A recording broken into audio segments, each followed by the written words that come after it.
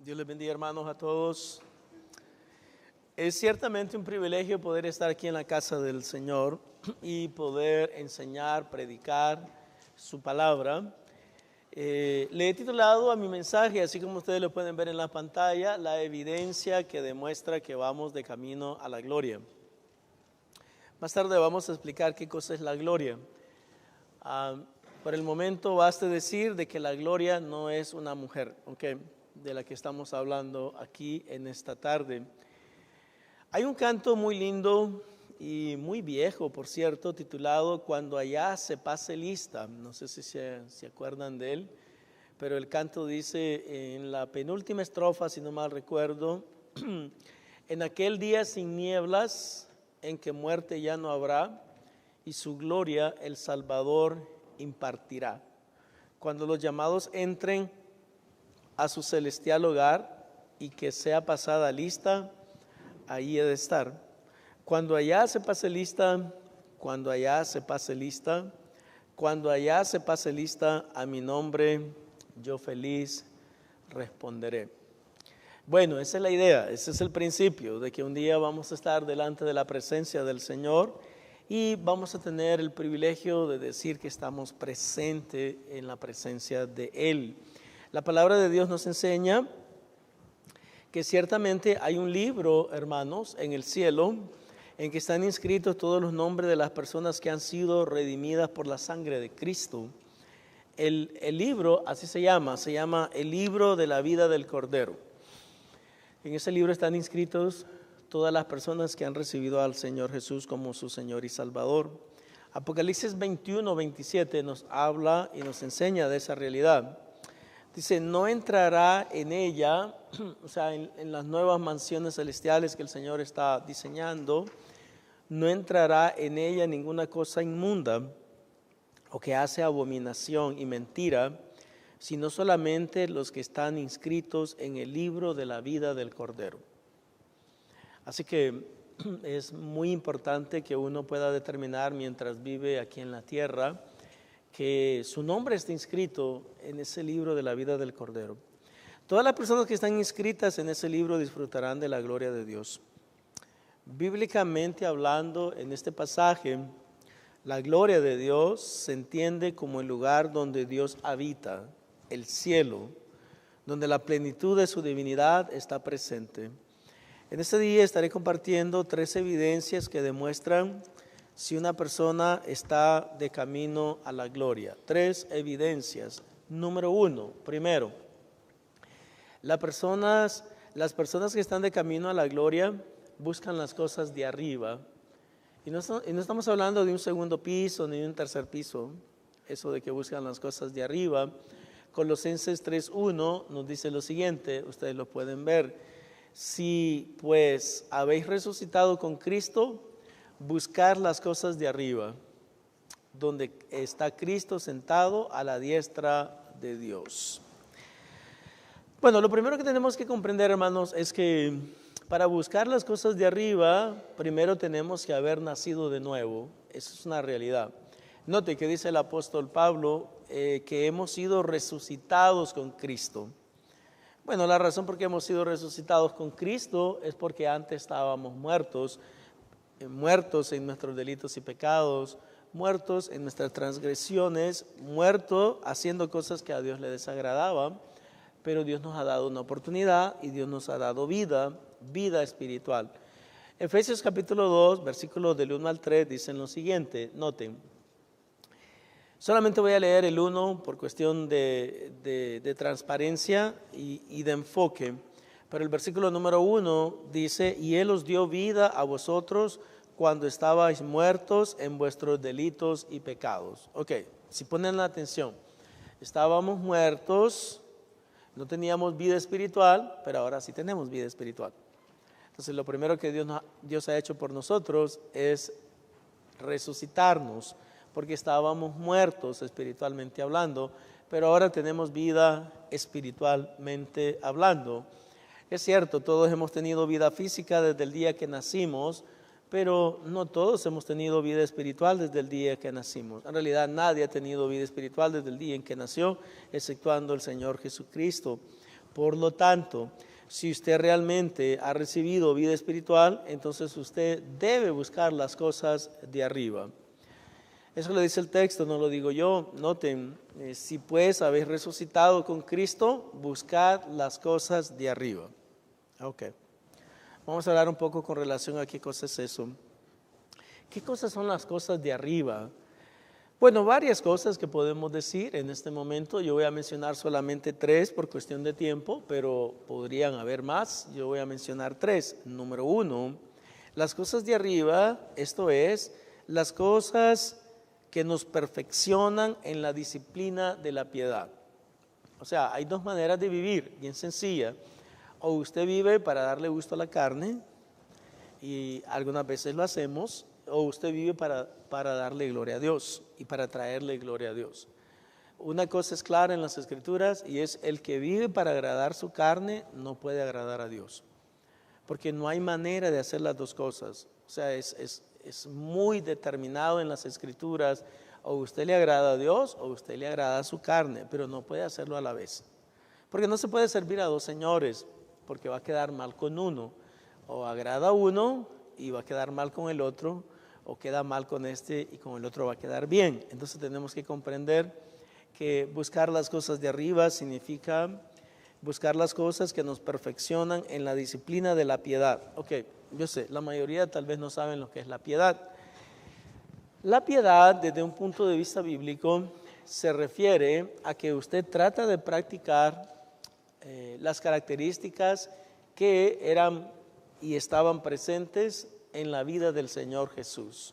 Usted sabe que es una persona piadosa, no necesariamente por la ropa que se pone, no porque si el pelo es corto, el pelo es largo, el vestido es largo, el vestido es corto, aunque obviamente, verdad, hablando del vestido principalmente, pues las mujeres deben de vestirse, dice la Biblia, de manera recatada, o sea, decente, de que no sea algo indecente, pero el hecho de que usted ande un vestido más largo que la otra hermana, pues eso no te hace más santo. O del hecho de que usted, no sé, se ponga pantalones y la hermana solamente usa vestidos, tampoco eso la hace más santa. Pero si usted exhibe una conducta agradable delante del Señor, entonces sí, usted es una persona tal vez más santa que la otra.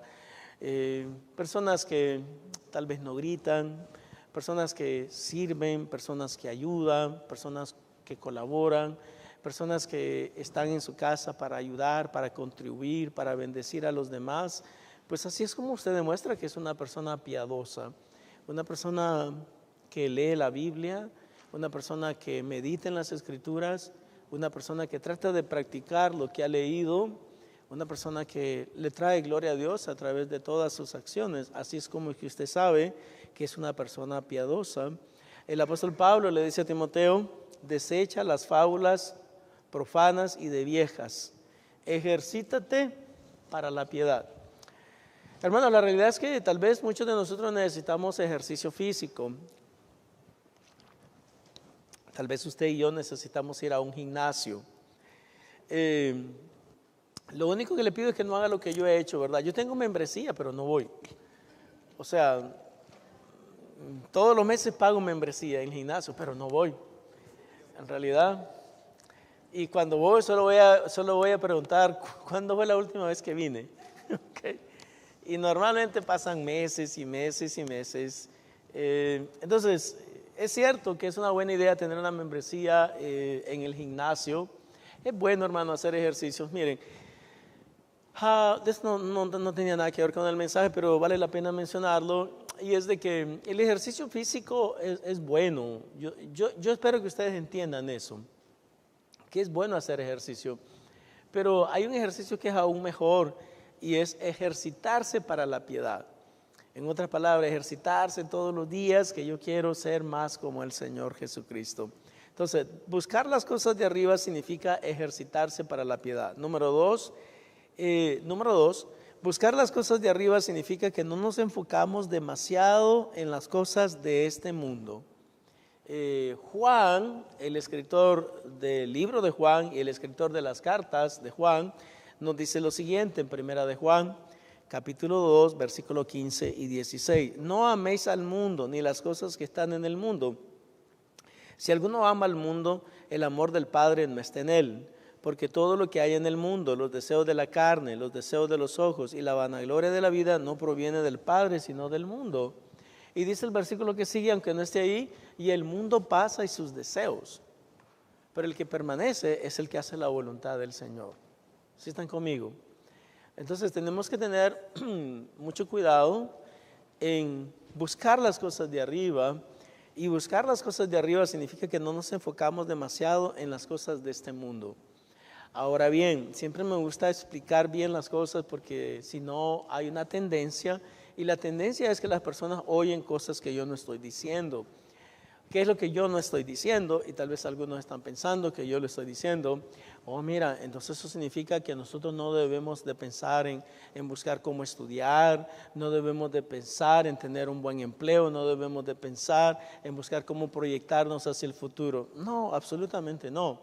Usted estudie, usted proyecte hacia el futuro, pero entienda, de acuerdo a como lo vamos a ver al final, entienda que bíblicamente hablando todo esto es temporal. Todo es temporal.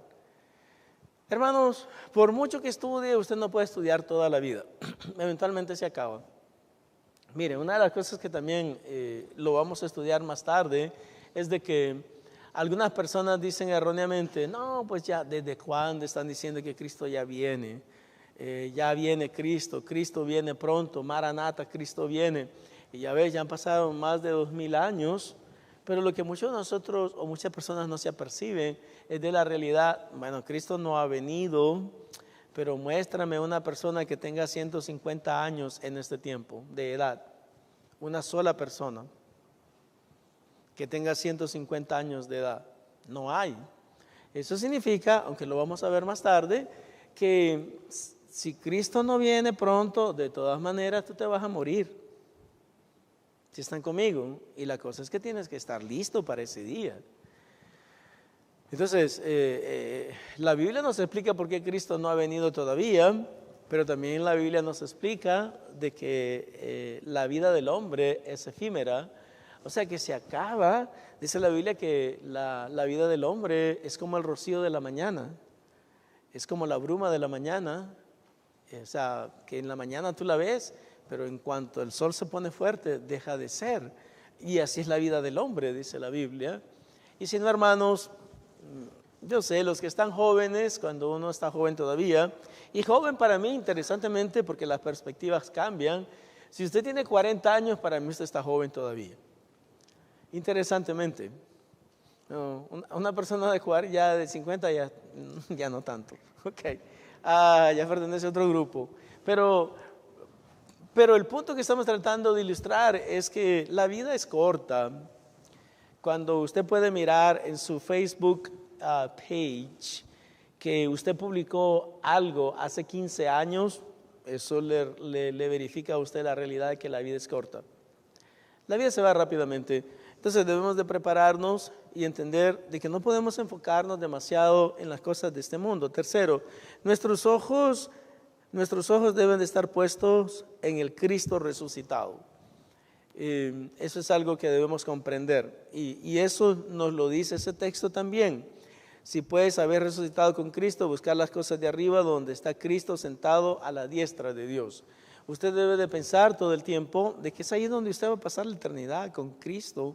Por lo tanto, su enfoque no debe de ser tan terrenal, sino que debe de ser más celestial, un enfoque celestial. Como les reitero, eso no significa que usted no puede hacer las cosas que usted debe de hacer en este mundo.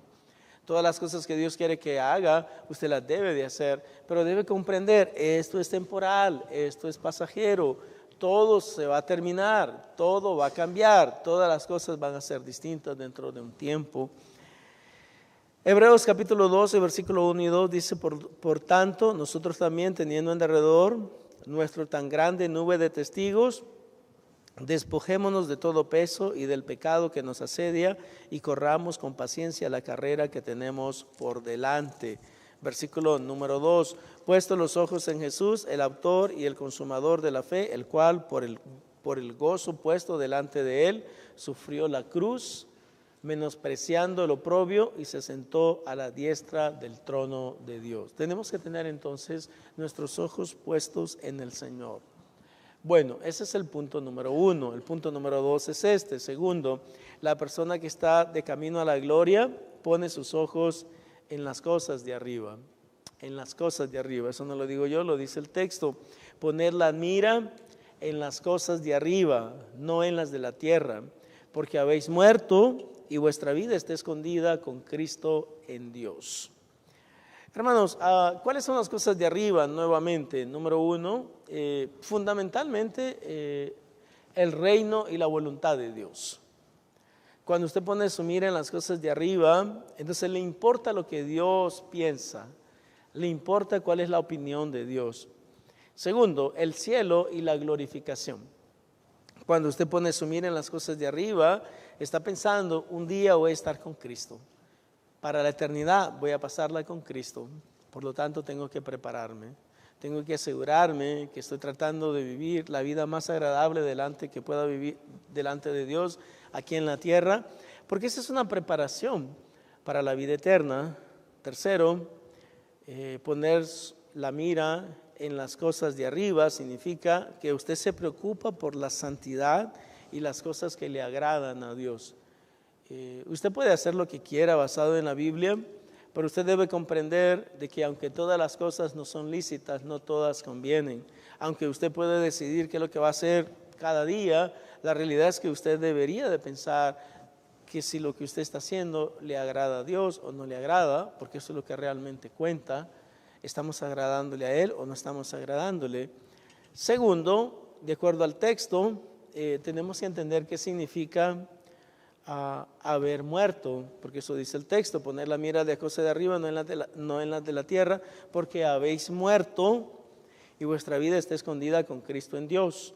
¿Qué significa haber muerto? Bueno, varias cosas. Número 1, que hemos experimentado un nacimiento espiritual. Es interesante porque cuando nosotros no hemos nacido todavía espiritualmente hablando, tenemos vida física, pero no tenemos vida espiritual. Estamos muertos espiritualmente hablando. Pero cuando venimos al Señor, empezamos a tener vida espiritual. Pero interesantemente, una vez que usted nace espiritualmente, bíblicamente hablando, usted muere también. Muere al viejo hombre.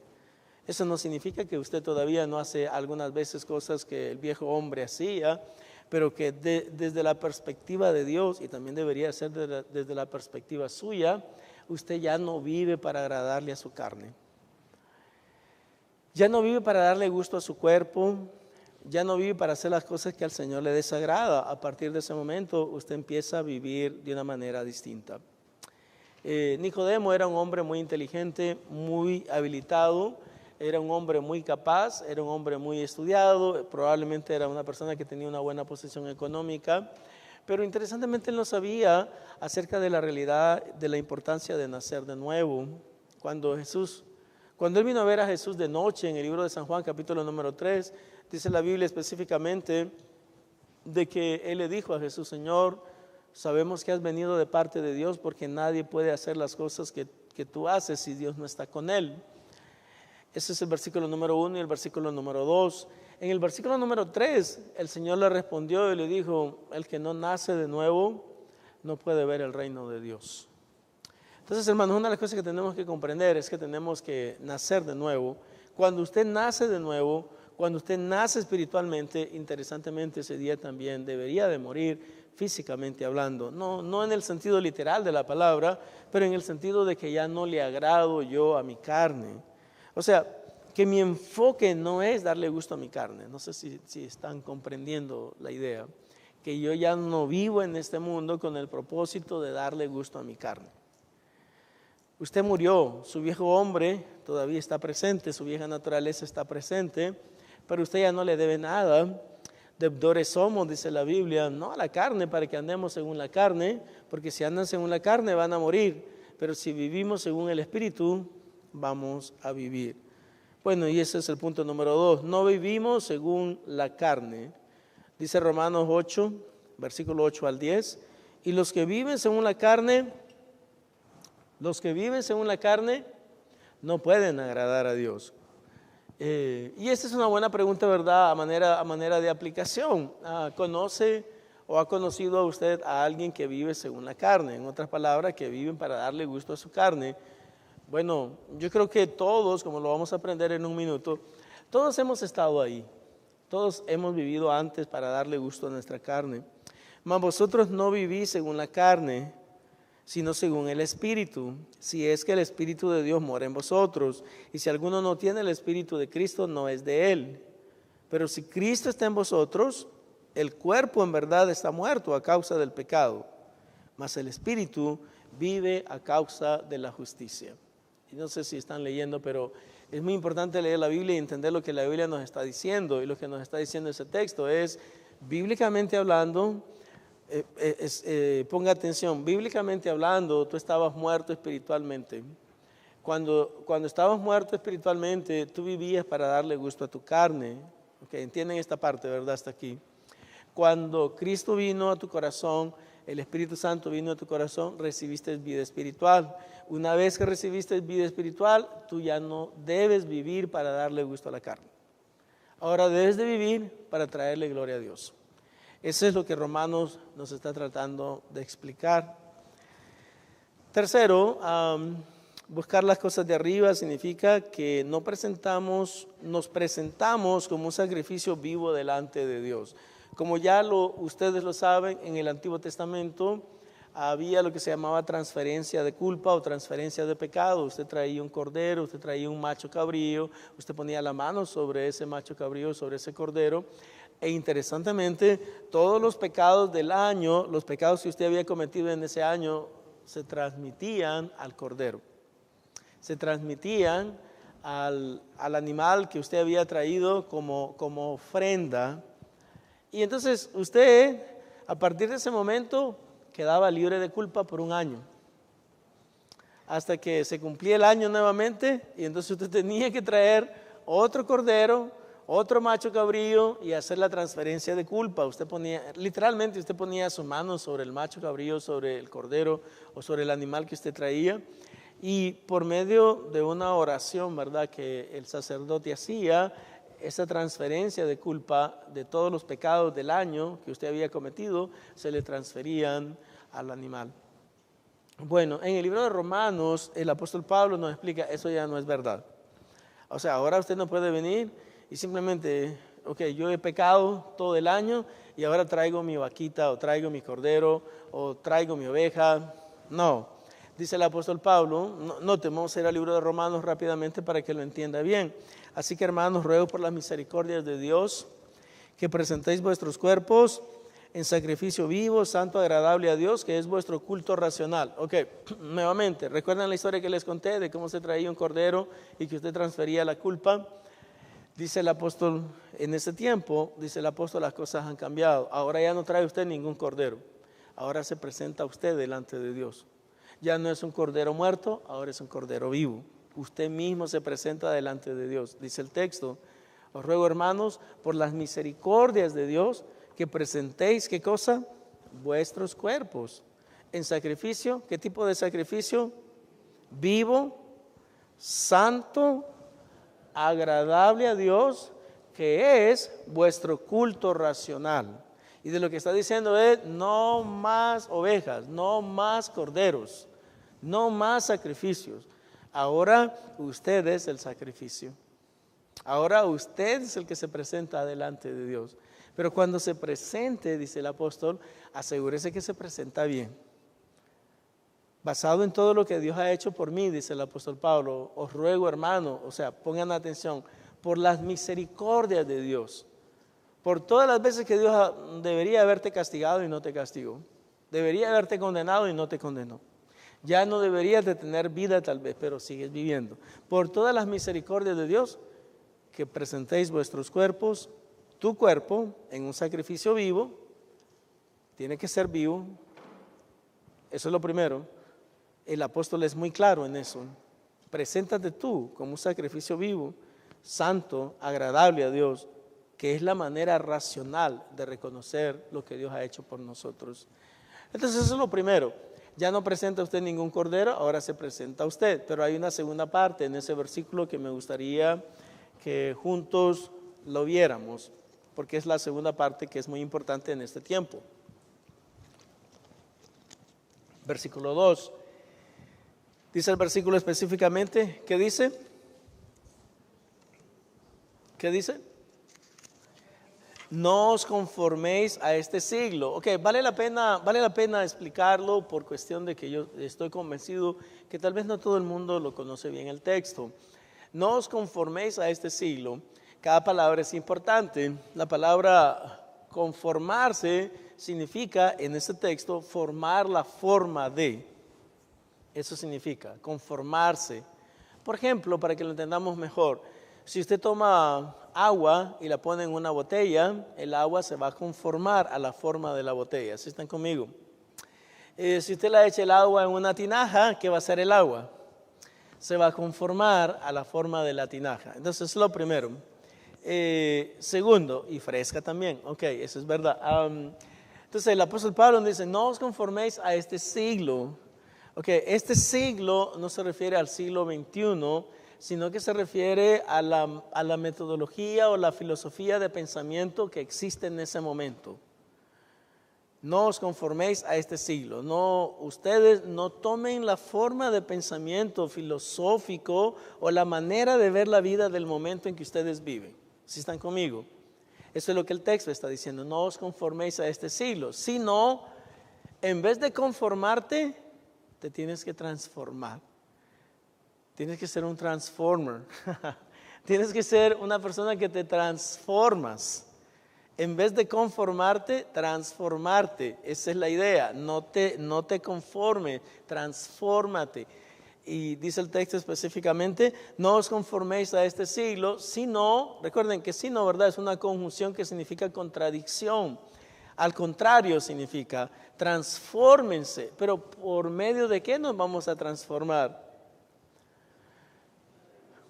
Por medio de la renovación de vuestro entendimiento. Ahora, la pregunta entonces es, él dice que yo me puedo transformar por medio de la renovación, de mi entendimiento, pero ¿cómo yo puedo renovar mi entendimiento? Bueno, yo le voy a decir cómo.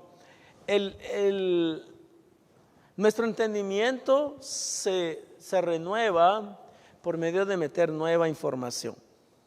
Así es como las cosas pasan. Cuando usted mete nueva información, entonces usted se está renovando, pero a la vez, eso es algo muy importante, tiene que sacar todo lo malo. Esos son los dos pasos importantes en los procesos de renovación mental. Saque lo malo y meta cosas nuevas. Cuando usted está metiendo cosas nuevas en su mente, entonces usted realmente ya va renovándose, ya va transformándose y ya no se va a moldear al pensamiento actual, sino que usted va a pensar como Dios piensa, como Cristo piensa. Y una vez que eso sucede, usted logra la renovación completa. Y una vez que eso ha sucedido, entonces usted entiende cuál es la perfecta voluntad de Dios, agradable y perfecta. Cuando nosotros andamos fuera de la voluntad de Dios, es simplemente porque no estamos en un proceso continuo de renovación de nuestra mente. La renovación de nuestra mente nos garantiza la posibilidad de entender la perfecta voluntad de Dios. Mientras andamos siguiendo la corriente de este mundo, porque recuerden, la corriente del mundo es contraria a la manera como Dios piensa, entonces si usted se moldea a esto, no puede entender las cosas de Dios. No puede entender las expectativas que Dios tiene de Dios. Pero cuando a través de la palabra usted se va renovando de tal manera de que comprende cuáles son las cosas que Dios espera de usted, cuáles son las expectativas que Dios tiene de usted, entonces usted no se moldea a la filosofía del mundo, al pensamiento del hombre, a las cosas que tal vez potencialmente y literalmente le desagradan a Dios. Tercero, nuestra permanencia en la fe y glorificación están garantizadas por Cristo. Si ustedes ven nuevamente el versículo que acabamos de ver, Colosenses capítulo 3, versículo número 3, si lo pueden mirar brevemente. En el versículo número Dice el versículo número 2, poned la mira en las cosas de arriba, no en las de la tierra, porque habéis muerto y vuestra vida está escondida con Cristo en Dios. Eso dice el texto. Nuestra vida está escondida con Cristo en Dios. Una de las cosas que la mayoría de las personas siempre tienen dudas es, y es normal, ¿verdad? Yo creo que todos pasamos por eso, es si le preguntan a usted, si tú mueres hoy, ¿a dónde vas a ir? Una vez le pregunté a una persona que era de México y le dije, ¿y si tú mueres hoy, a dónde vas a ir? Probablemente a México, me dijo. Amén. Porque era de México. Y lo que él estaba diciendo, ¿verdad? De que probablemente lo iban a mandar a su cadáver a México, cuando yo le pregunté. Pero obviamente esa no es la pregunta real que yo estaba tratando de resolver, es ¿a dónde va a pasar la eternidad si mueres hoy? Si eso es algo que tenemos que responder mientras estamos vivos. ¿A dónde vamos a pasar la eternidad si mueres hoy? Entonces, muchas personas cuando apenas son nuevos creyentes siempre tienen dudas con relación a la salvación. Y le preguntan, ¿y si tú mueres hoy, a dónde vas? Algunos dicen, no, pues depende. ¿Depende de qué? Depende de cómo me esté portando hoy. Y obviamente, ¿verdad? Lo que demuestra la persona que responde de esa manera es que no entiende cómo es que funciona el proceso salvífico. O sea, no entiende cómo es que el Señor lleva a cabo la salvación de cada uno de nosotros. Ahora, ¿por qué yo personalmente, aunque al principio igual, yo recuerdo una vez llegó, creo que un predicador bautista, yo acababa de hacer profesión de fe en el año 1989, llegó un predicador bautista a golpearme en la puerta y me saludó muy amablemente y después me hizo la pregunta, ¿verdad? Y si mueres hoy, ¿a dónde vas a ir? Obviamente que él lo que estaba preguntando era, o sea, si tú mueres hoy, desde un punto de vista bíblico, ¿a dónde crees que vas a pasar la eternidad? ¿En el cielo o en el infierno? Esa es la pregunta. O sea, eso es lo que significa realmente cuando te preguntan ¿a dónde vas a pasar la eternidad? ¿O en el cielo o en el infierno? Y yo le dije, para ser sincero, no sé, no sé. Acababa de ser creyente en el año 1989, pero a través del tiempo uno se da cuenta cómo es que funciona el proceso salvífico o cómo es que Dios logra la salvación de los seres humanos de manera individual y cómo Dios la logra. Bueno, número uno, Dios es el que planificó la salvación. O sea, la idea de salvarnos no es algo que nosotros produjimos. Dios lo creó. Dios dijo, vamos a salvar a ciertas personas. Entonces, número uno, la idea de la salvación nació en la mente de Dios. Número dos, el plan de la salvación nació en la mente de Dios. ¿No han leído el texto donde dice la Biblia que Jesús es el autor y el consumador de la fe? ¿Sí lo han leído? Dice la Biblia que Jesús es el autor, A-U-T-O-R. No actor, pero el autor, A-U-T-O-R. Él es el autor y Él es el consumador de la fe. ¿Por qué Jesucristo es el autor? Porque Él la pensó, Él lo inventó. Con el Padre y con el Espíritu Santo, ellos decidieron, vamos a salvar a ciertas personas. No a todos, hermanos, porque tampoco podemos enseñar cosas que no son ciertas. La salvación no es para todo el mundo, la salvación es para los que creen. Los que no creen, pues esa es decisión de Dios, que no crean, pero lamentablemente van a ir al infierno. Pero regresando a la manera como funciona el proceso salvífico, el que lo originó fue Dios. El que tiene la autoría es Dios. El que lo llevó a cabo es Jesucristo. Número 4, todo lo que era necesario hacer para que nosotros seamos salvos, ya Cristo lo hizo. Por eso es que nosotros podemos decir con toda seguridad que tenemos completa seguridad de salvación. Ahora bien, hay lamentablemente algunas personas, y yo pienso que ese es un problema real, de que tal vez todavía no tienen una verdadera conversión. Hay personas que ellos pudieran decir que sí son creyentes, pero nos damos cuenta basado en la realidad de su conducta que no lo son. Y la razón, por la cual ellos no han sido realmente convertidos es porque no tomaron una decisión verdadera de fe. Cuando usted no entiende el proceso salvífico y cuando usted no comprende cómo es que usted puede ser salvo, usted simplemente muchas veces piensa, no, si yo hago esto voy a ser salvo. No, pero tienes que entender ciertas cosas. La salvación es el producto de haber entendido lo que Cristo hizo por mí. ¿Y qué fue lo que Cristo hizo por mí? Él murió por mí en la cruz. Él pagó el precio de mi pecado. Él me declaró justo delante de los ojos de Dios. Entonces, si yo he creído genuinamente en lo que Cristo hizo por mí en la cruz, entonces yo soy salvo. Y mi salvación está garantizada y no hay ningún problema. Pero cuando usted tiene dudas, cuando usted tiene ambivalencia con relación a la comprensión de lo que Cristo ha hecho por usted, es ahí, ¿verdad?, donde usted probablemente tal vez todavía no es salvo, pero la salvación está garantizada, la salvación está asegurada y la glorificación está prometida. Todo el que ha creído en Cristo genuinamente va a tener el privilegio de poder recibir la corona de gloria. Esa es una verdad bíblica. Si usted quiere entender mejor cómo es que funciona el proceso salvífico y cómo usted puede estar convencido de que su fe es genuina y que su conversión es genuina, venga este viernes a la iglesia a las 7 de la noche. Vamos a estar hablando de cómo usted puede asegurarse de que su conversión es verdaderamente genuina. Para que usted sepa que realmente es salvo y que usted pueda tener seguridad de salvación, que es la próxima clase que vamos a ver, porque podemos estar seguros de nuestra salvación. Tercero y último, la persona que va de camino a la gloria está apercibida de la inminente segunda venida de Cristo. Inminente significa que es pronto. Versículo número 4. Cuando Cristo, vuestra vida, se manifieste, entonces vosotros también seréis manifestados con Él en gloria. Hermanos, número 1. Cristo puede venir en cualquier momento o usted podría partir a su presencia en cualquier momento. Las dos cosas son verdad. Cristo puede venir en cualquier momento o usted puede partir a su presencia en cualquier momento. Nadie sabe cuándo va a partir de este mundo.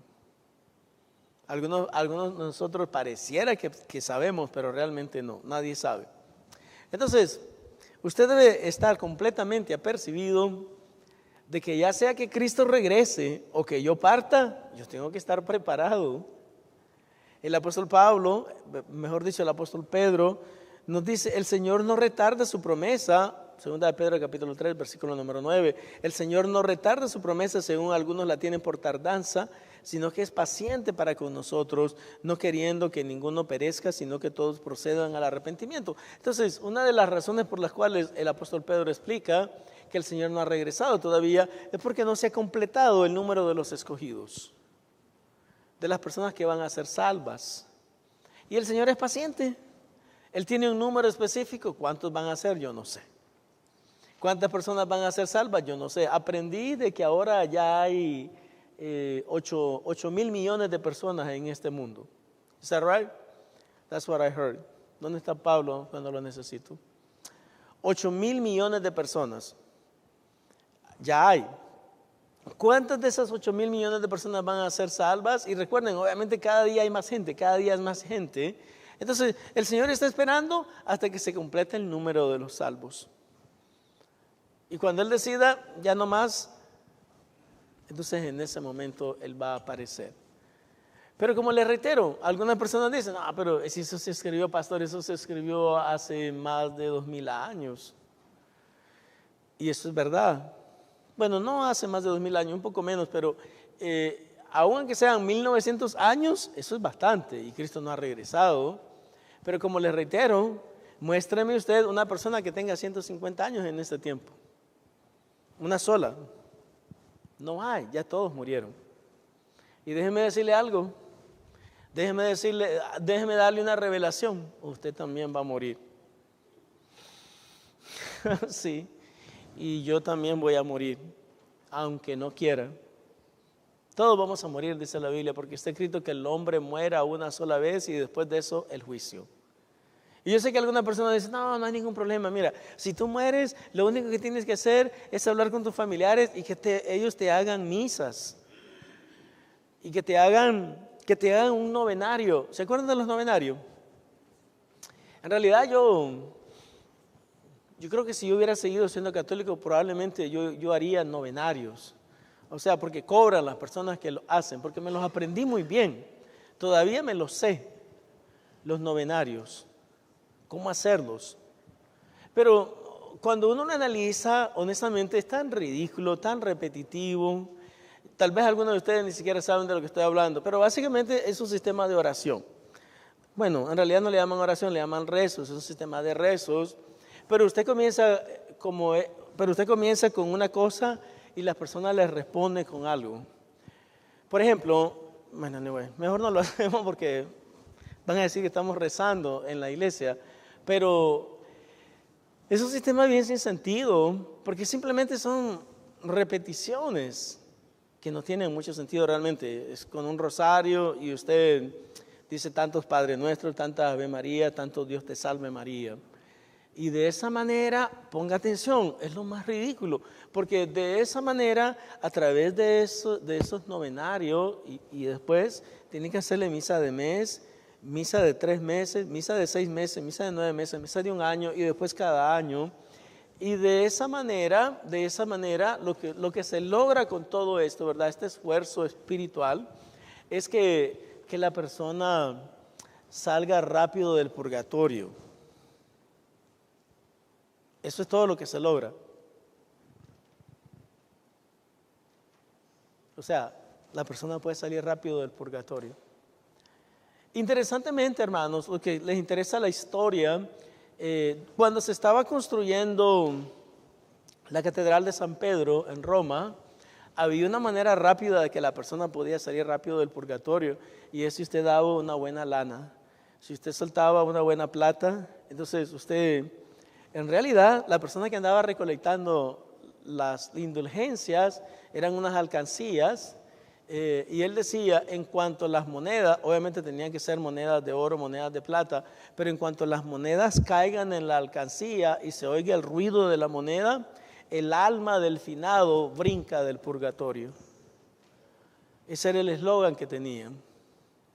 Entonces, obviamente, ¿verdad? Así fue como construyeron esa catedral tan linda, ese edificio tan lindo ahí en Roma, porque mucha gente, ¿no? Tantas personas que han creído en el purgatorio a través del tiempo, y si el alma del finado, porque recuerden, interesantemente para los que no entienden el purgatorio es un dogma de la Iglesia Católica, mediante la cual las personas que mueren, aunque hayan creído en Cristo, todavía tienen que pasar por el purgatorio, porque el purgatorio específicamente se refiere a purgar.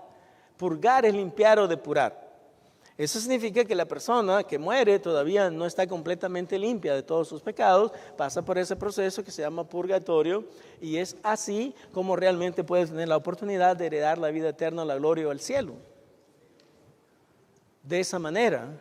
Pero primero tienes que pasar por el purgatorio. Por eso el purgatorio es un lugar que no es el infierno, pero tampoco es el cielo.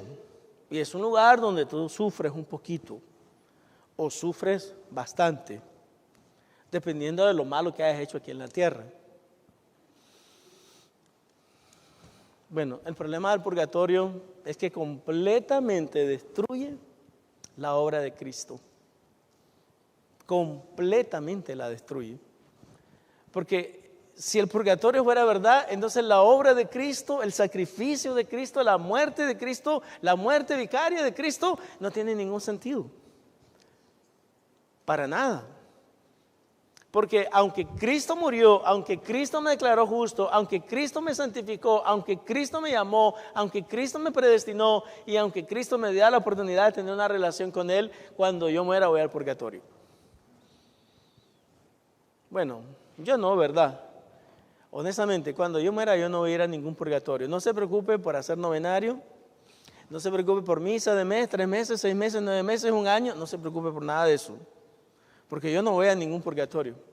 Yo paso de aquí, de la tierra al cielo. No paso por ningún purgatorio. Y bíblicamente hablando también es verdad para todas las personas que genuinamente han creído en Cristo. Entonces tenemos que entender que Cristo puede venir en cualquier momento o usted podría partir a su presencia en cualquier momento. Debemos siempre estar aguardando su venida. Hermanos, ¿cuántos aguardan la venida del Señor? Honestamente. O sea, ¿cuántos están? Señor, ¿cuándo vas a regresar? Ahora, recuerden, porque siempre me gusta calificar lo que digo. O sea, yo no soy de las personas que dicen, ay Señor, ya no aguanto más este mundo, yo quiero que tú vengas ya. Honestamente no, yo nunca digo eso. ¿Sí? O sea, porque la realidad es de que cuando usted analiza todas las cosas que enfrenta en este mundo, exceptuando que usted, verdad, sea una persona fatalista, en este mundo no padecemos tanto, por lo menos no aquí. No la pasamos tan mal. No obstante, ponga atención a la advertencia que el Señor nos da. Lucas capítulo número 12, versículo número 37. Bienaventurados aquellos siervos a los cuales su Señor, cuando venga, halle velando. De cierto os digo que se ceñirá y hará que se sienten a la mesa y vendrá a servirles. ¿Qué significa estar vigilante? Bueno, lo que significa verdaderamente estar vigilante es de que usted no se deja consumir por este mundo. No se deja controlar por este mundo. Siempre está pensando, ¿cómo puedo servirle al Señor? ¿Cómo puedo agradarle al Señor? ¿Cómo puedo extender el reino de Dios? ¿Cómo puedo compartir el evangelio a alguien? ¿Cómo puedo ser un multiplicador de la gracia? ¿Cómo puedo contribuir para que el reino de Dios se extienda? Es el principio de Mateo 6:33. Mas buscad primeramente el reino de Dios y su justicia, y el resto de cosas os serán añadidas. Hermanos, todos los que genuinamente hemos creído en Cristo vamos a ser glorificados. La glorificación es la consumación del proceso salvífico. Déjenme explicarle rápidamente en un minuto cómo es que funciona. Hace ya, dice la Biblia, desde antes de la fundación del mundo, Dios eligió quienes serán salvos. Ok, y tengo que ser cierto con lo que digo bíblicamente hablando. No todas las personas van a ser salvas. Lo voy a repetir. No todas las personas van a ser salvas. Bíblicamente hablando, Dios escogió a algunos para ser salvos y que vayan al cielo, y a otros escogió para que vayan a la condenación eterna. Esa es la doctrina de la predestinación y la elección. Pero Dios te predestinó, para usted que es creyente. Dios te predestinó, número 1. Dios te eligió, número 2. Dios te llamó, número 3. Dios te santificó, número 4. Y Dios te glorificó. Delante de los ojos de Dios, todo eso ya pasó. O sea, no es de que ahí vamos a ver si a este lo glorificamos. No, de acuerdo a los ojos de Dios, Él ya te glorificó. Porque miren, hermano, lo que pasa es que, y eso es algo que tenemos que comprender, muchos de nosotros no comprendemos, lamentablemente, con relación a Dios, de que Dios mira todas las cosas a la vez. O sea, Dios te vio desde antes que tú nacieras, cuando tú estabas naciendo. Dios te vio desde antes que tú nacieras, cuando tenías 15 años. Dios te vio desde antes que tú nacieras, cuando tenías 50 años. Dios te vio cuando tenías 75. Dios ya te vio glorificado. O sea, delante de los ojos de Dios, ya todas las cosas son verdad. Y cuando Dios nos dice de que nosotros vamos a ser glorificados, nos lo dice simplemente para que nosotros podamos entender que es un evento futuro para nosotros, pero no de la perspectiva de Dios. Dios ve todas las cosas a la vez. Eso significa que desde antes de la fundación del mundo ya te vio y ya te miró en el cielo, gozando de la plenitud de Dios. Así es como Dios nos ve. Así es como Dios ve todas las cosas. Por eso cuando estamos pasando por alguna crisis, algún problema, alguna realidad de los problemas de la vida, debemos comprender de que Dios ya miró todo. Dios ya miró toda la película. Toda la película de tu vida Dios la vio ya. Y por eso es que tú puedes confiar en Él. Porque tú solamente miras un capítulo hoy, un capítulo mañana, el próximo capítulo, pero no lo has visto todo. Y el Señor ya lo vio todo, ya sabe cuándo comenzó y cuándo terminó, y ya sabe cómo va a terminar. Por eso es que podemos tener plena confianza en Él. El privilegio de heredar la gloria eterna ha sido logrado y garantizado por Cristo.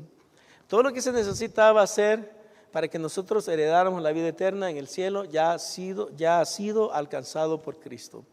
Todas las personas que han establecido una relación personal de salvación con Cristo, heredaremos la gloria eterna. Las personas que profesan ser cristianos deben mostrar evidencia de que van de camino al cielo.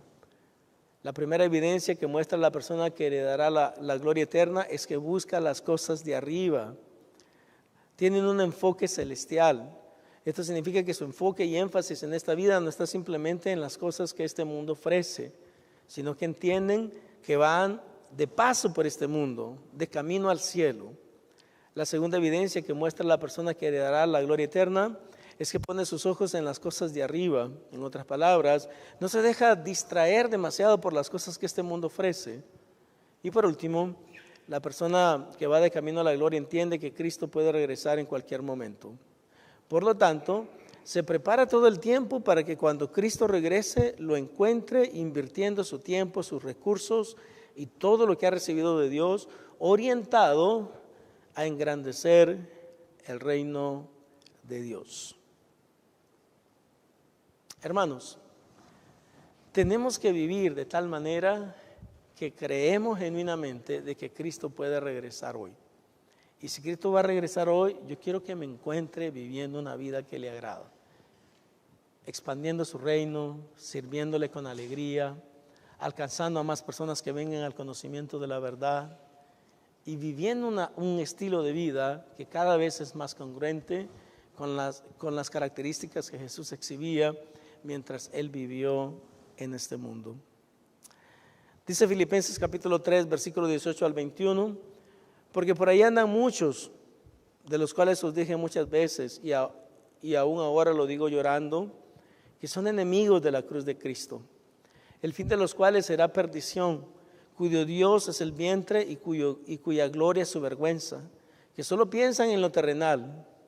Mas nuestra ciudadanía, ponga atención, mas nuestra ciudadanía está en los cielos, de donde también esperamos al Salvador, al Señor Jesucristo, el cual transformará el cuerpo de la humillación nuestra para que sea semejante al cuerpo de la gloria suya, por el poder con el cual pueden también sujetar a sí mismo todas las cosas.